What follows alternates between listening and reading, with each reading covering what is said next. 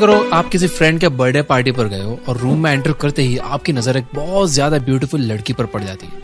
अभी के लिए वो लड़की को हम सारा कंसिडर करेंगे, जिसके बाद आपका दोस्त जाकिर आपसे कहता है कि भाई अपना मुंह बंद कर ले, राल टपक रही है तेरी, and also she is way out of your league. ये बात सुनकर आपका ईगो हर्ट हो जाता है, जिसके बाद आप दोस्त से कहते हो अच्छा बेटा मैं बात नहीं कर पाऊंगा, she is out of my league, चल लग गई 500 की। अगर मैं उस लड़के का नंबर ले आऊं तो तू मुझे 500 देगा, और अगर ना ला पाया तो मैं तुझे 500 दूंगा।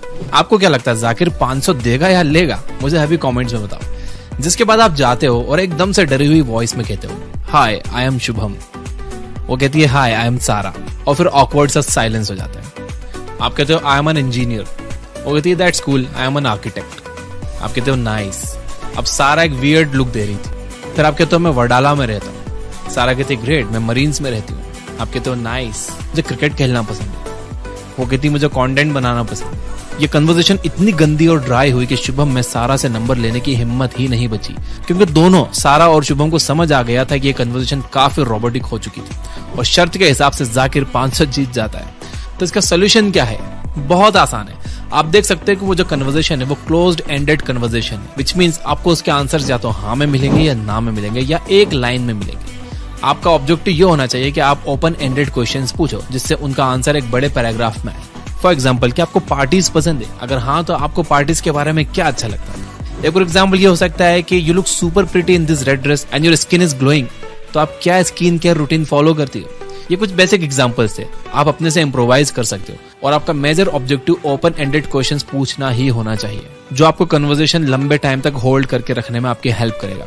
क्योंकि जितनी लंबी और इंसाइटफुल आपकी कन्वर्सेशन होगी उतना ही अच्छा आपका रैपो बिल्ड होगा। यही है पहला point, ask open ended questions. Number 2, sticky eyes.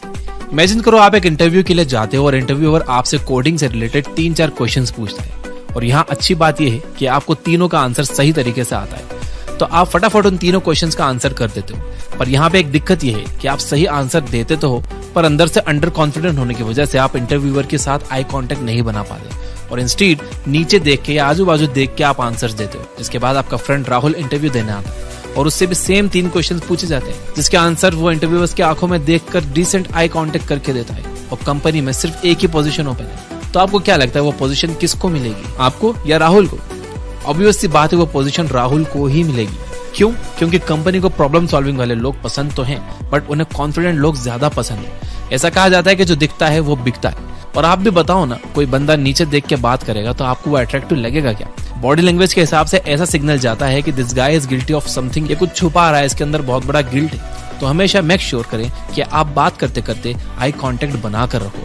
अब मैं ये भी नहीं कह रहा कि सामने वाले को घूरते जाओ, it looks creepy, but what I am saying कि आई कांटेक्ट रखने से आपकी perception as a confident individual सामने आती है। तो कुछ टाइम तक सामने वाले की आंखों में देखो, then break the contact, then repeat it. और रिसर्च के हिसाब से आपको मेन के लिए आई कांटेक्ट थोड़ा सटल रखना चाहिए और वुमेन के लिए थोड़ा सा इंटेंस। नंबर 3, पैरटिंग। लील लॉन्डिस की book how to talk to anyone में से parroting concept is one of my most favourite concepts. Parroting का मतलब समझना हो तो ये बहुत सिंपल है। एक तोता क्या करता है? हाँ भाई, मिर्ची खाता है। और क्या करता है? वो आपकी बातों को exactly same to same repeat करता है। पैरटिंग का कॉन्सेप्ट यूज करके आप किसी से भी जितने घंटे चाहो उतने घंटे बात कर सकते हो, क्योंकि इसमें आपको सेम लाइन और सेम वर्ड को रिपीट करते जाना है। And you will be shocked कि आप सिर्फ सामने वाले के सेम वर्ड या लाइन को रिपीट करके कन्वर्सेशन को घंटों तक चला सकते हो। इमेजिन करो कि आपके ऑफिस में एक नई लड़की आई और आपको उसके साथ जाकर बात करनी है, पर एज यूजुअल आपको कन्वर्सेशन करना नहीं आता। आपको बस उस लड़की के कोई भी लाइकिंग या किसी भी चीज को लेकर सिर्फ एक कन्वर्सेशन स्टार्ट करना है। तो आप ऑफिस पहुंचते हो और आपके नसीब इतने अच्छे हैं कि आपको तुरंत खाली लिफ्ट मिल जाती है। जिसके बाद दरवाजा बंद हो ही रहा होता है, उतने में एक हाथ आके लिफ्ट को रोक देता है। वो हाथ होता है शनाया का। शनाया कौन? अरे वही जो आपके ऑफिस में भी रिसेंटली ज्वाइन हुई है और आपको उससे बात करने का मन था, वही। तो लिफ्ट में उसके ईयरफोन से बाहर आपको जस्लिन रॉयल का गाना सुनाई देता है और आपको बस ये पॉइंट पकड़कर शनाया के साथ कन्वर्सेशन स्टार्ट करनी है। जैसे कि आप कहते हो जस्लिन रॉयल की आवाज काफी अच्छी है। शनाया कहती है वाह, तुम्हें भी वो पसंद है? मैंने तो उसके सारे सॉन्ग सुने हैं। फिर आप कहते हो सारे सॉन्ग्स? शनाया कहती है हाँ यार, शी इज स्वीट, और उसका सॉन्ग खो गए हम कहाँ इज मैजिकल। फिर आप कहते हो खो गए हम कहाँ? फिर वो कहती है क्या तुमने उसका इतना वायरल सॉन्ग नहीं सुना? फिर आप कहते हो वायरल सॉन्ग? फिर वो कहती है यार तुम्हें वो सॉन्ग सुनना चाहिए, ये लो मेरे ईयरफोन्स। जिसके बाद शनाया और आप एक एक ईयरफोन्स अपने कान में लगा लेते हो और जस्लिन रॉयल के गाने पर वाइब करने लगते हो। एंड लिफ्ट का दरवाजा खुलता है और ऑफिस आ जाता है। Happy ending. राइट? तो आपने देखा कि कैसे आप सिर्फ लोगों के वर्ड्स को रिपीट करके, पैरेटिंग का इस्तेमाल करके सामने वालों को बिना ज्यादा बोले इंप्रेस कर सकते हो। चाहो तो अभी अपने किसी फ्रेंड को कॉल लगा लो और पैरेटिंग करके देखो, ट्रस्ट मी ये काम करेगा। Flooding smile. ओके, तो अभी मैं आपके सामने एक छोटा सा टेस्ट कंडक्ट करूंगा और आप लोगों को मुझे बताना है कि अभी जो इमेजेस आपके सामने फ्लैश करेगी उसमें से जेन्युइन स्माइल कौन सी है और फेक स्माइल कौन सी है। Ready? Let's go.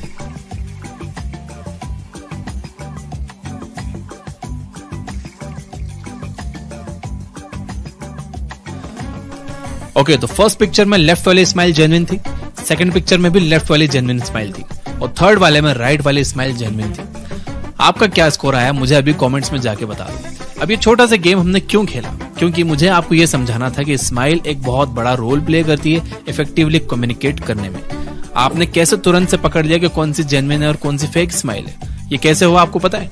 Human mind बहुत ही स्मार्ट है facial and physical patterns recognise करने के लिए।